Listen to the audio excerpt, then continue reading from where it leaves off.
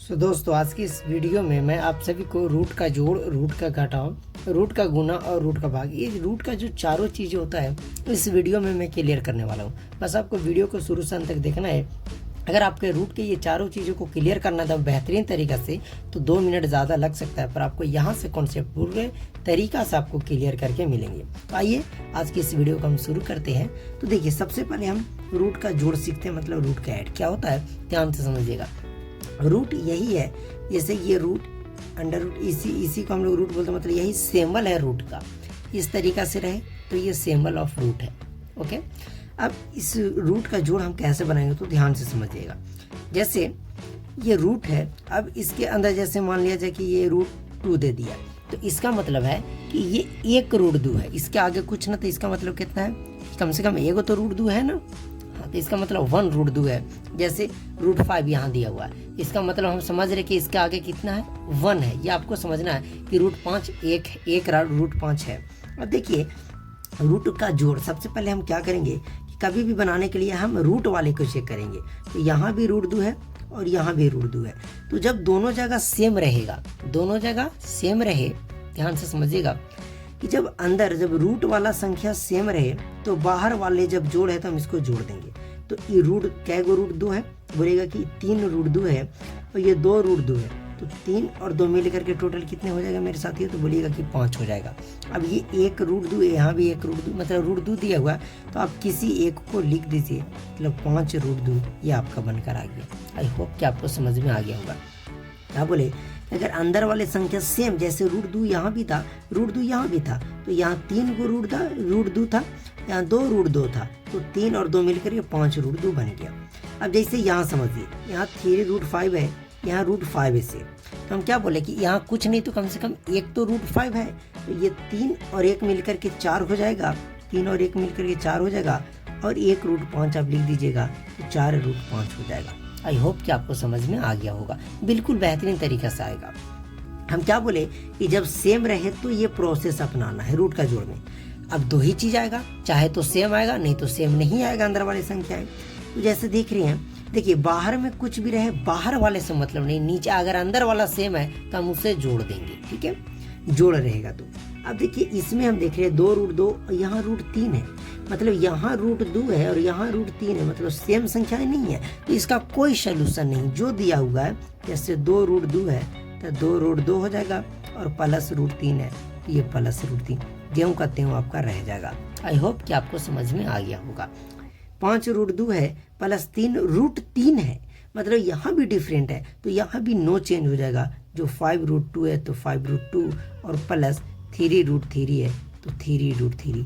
I think आपको समझ में आ गया होगा। बेहतरीन तरीका से मैं आपको रूट का जोड़ समझा दिया। 2 ही कंडीशन हो सकते हैं रूट का जोड़ में, चाहे तो अंदर वाले सेम होंगे, चाहे अंदर वाला डिफरेंट होंगे। जब अंदर वाले सेम होगा तभी हम जोड़ेंगे, अंदर वाला डिफरेंट होगा तो कोई चेंज नहीं होगा। अब आइए हम अगला इसका चलते हैं रूट का घटाव के ऊपर। ओके, तो मैं पहले से ही सवालों को लिख लिया हूँ कि दिक्कत ना हो। रूट का घटाव सेम प्रोसेस अपनाएंगे, ध्यान से समझिएगा, सेम प्रोसेस अपनाएंगे, पर इसमें ये है जैसे अंदर वाला अगर सेम रहे तो उसमें प्लस था तो हम प्लस कर रहे थे, लेकिन यहाँ माइनस रहेगा तो हम माइनस करेंगे।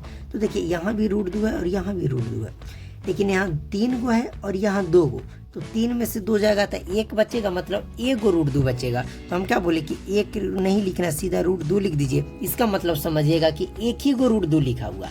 ओके, आ गया समझ में, बहुत बेहतरीन तरीका से आएगा। अब यहाँ भी रूट 3 है और यहाँ भी रूट 3, लेकिन इसके बाहर 5 है और इसके अंदर बाहर 4 है, तो 5 में से 4 गया, फिर 1 बचेगा। तो हम बोले कि 1 आपको नहीं लिखना, सीधा जो अंदर दिया हुआ है रूट 3, तो ये रूट 3 आपको लिख देना है।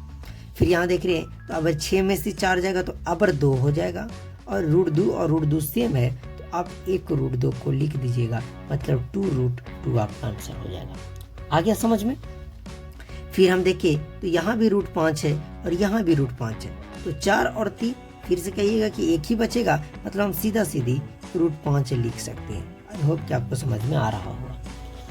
अब देखिए यहाँ रूट 3 है और यहाँ रूट 5 है, बोलेगा कि रूट वाला संख्या तो अब बदल गया, तो बदल गया तो इसका कोई सोल्यूशन नहीं होगा। जैसे हम ऐड वाला में कर रहे थे वैसे ही हम सब्ट्रैक्ट में भी करेंगे। तो 7 रूट 3 है तो 7 रूट 3 लिख देंगे, देखिए 7√3 था तो 7√3 लिख दिए, माइनस है तो माइनस, और 3√5 है तो 3 हम 5 लिख देंगे। इसमें कोई चेंजेस नहीं होगा।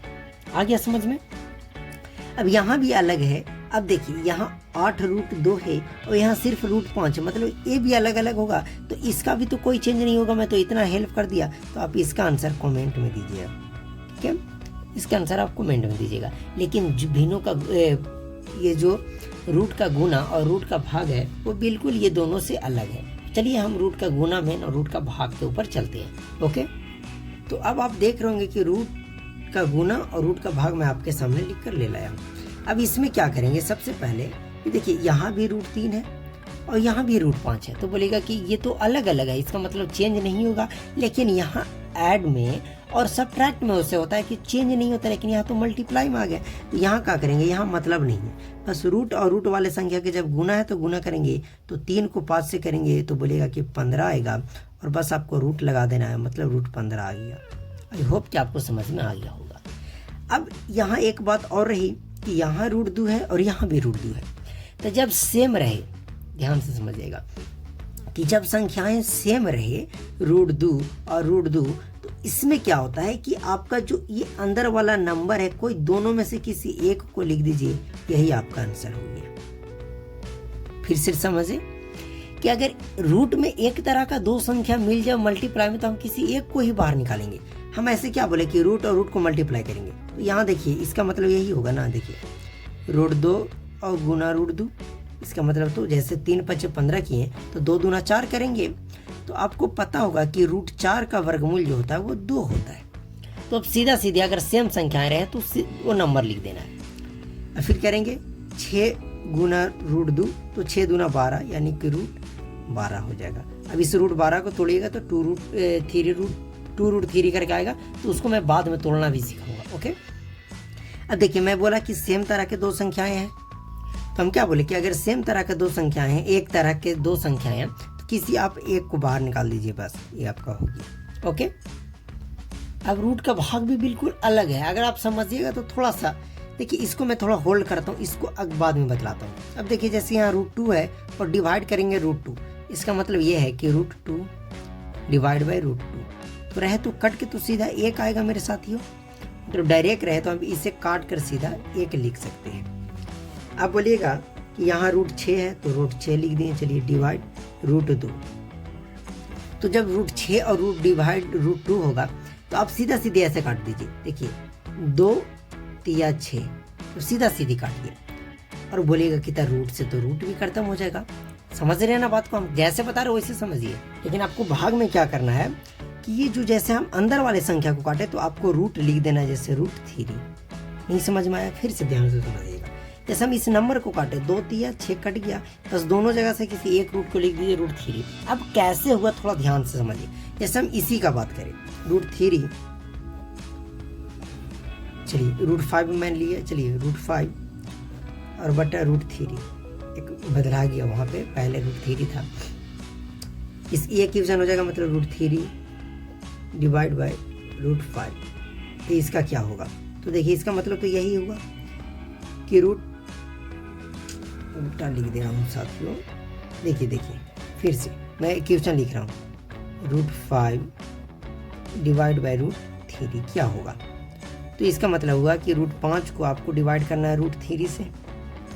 तो इसमें परिमेयकरण किया जाता है। परिमेयकरण मतलब नीचे वाले से आपको पूरा ऊपर में गुना कर देना, ऊपर नीचे में, तो √3 भी करेंगे और यहाँ ऊपर नीचे √3 से करेंगे, नीचे वाले से करना है आपको। तो करेंगे तो 3 × 5 = √15 हो जाएगा, और 3 को 3 से करेंगे, √3 को √3 से, तो हम क्या बताएं कि सेम संख्या रहे, तो ये आपका काम देगा। इस तरीका से ये परिमेयकरण भी हो गया।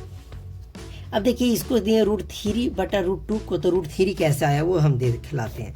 तो √6 था बटा √2, तो हम क्या बोले कि डिवाइड कीजिएगा, तो √2 ऊपर भी, √2 ऊपर भी, नीचे भी, तो 2 × 6 √12 हो जाएगा, डिवाइड बाय 2 को √2 करेंगे तो 2 हो जाएगा। हम 12 को क्या लिख सकते हैं, तो 2 दूना 4 और 3 12 लिख सकते हैं ऐसे, और 2। अब देखिए एक तरह के दो संख्याएं बोले कि रूट में से हम एक को बाहर निकाल सकते हैं, बचा √3/2, 2 से 2 खत्म, फाइनली जो हमारा बचा फिर से वो रूट 3 ही आया। तो कह सकते हैं कि आप डायरेक्ट काट कर भी रूट 3 ला सकते हैं, इतना आपको सोल्यूशन करने की ज़रूरत नहीं है। तो आई होप कि आज की इस वीडियो में आप रूट का चारों चीज़ों को सीख लें। चलिए इस वीडियो को हम यहीं समाप्त करते हैं। अगर वीडियो आपको पसंद आई थोड़ी सी भी तो वीडियो को लाइक करके चैनल को सब्सक्राइब जरूर कीजिएगा। चलिए थैंक यू।